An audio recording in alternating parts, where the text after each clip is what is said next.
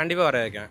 Okay. ஏன் அப்படின்னா வந்து சில விஷயம் வந்து கவர்மெண்ட்டை பொறுத்த வரைக்கும் வந்து அவங்க பண்ணது வந்து சுத்தமாக வந்து பண்ணவே இல்லை, கரெக்டாக பண்ணல. எப்படின்னா ஒரு சேஃப்டி, மக்களுக்கான பாதுகாப்பு கம்பல்சரி இல்லை. ம், ம்.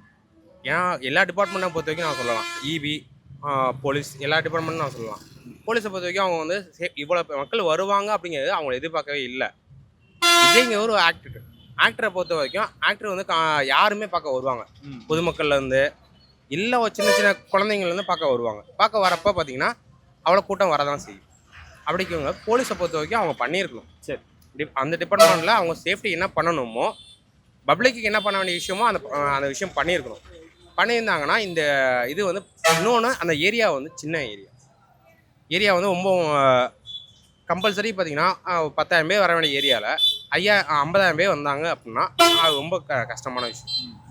அதனால இது தப்பான விஷயம் தான் நான் சொல்லுவேன். ஓகே. கரூர் மக்களுக்கு அவர் மேல ஒரு கோபம் இருக்கிறதா நினைக்கிறீங்க? கண்டிப்பாக இல்லை. ஓகே.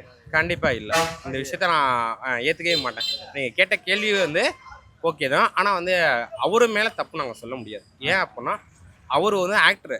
அடுத்ததுக்கு அப்புறம் தான் அரசியல்வாதி. இப்போ ஒரு 2 இயர்ஸாக அரசியல்வாதி. ஆனால் வந்து அதுக்கு முன்னாடி ஆக்டரு. இப்போ எம்ஜிஆர் இவங்களே வந்து போய் மக்கள் பார்க்க தான் விரும்புவாங்க. அரசியலுக்கு முன்னாடி வந்து அவங்க ஆக்டரு.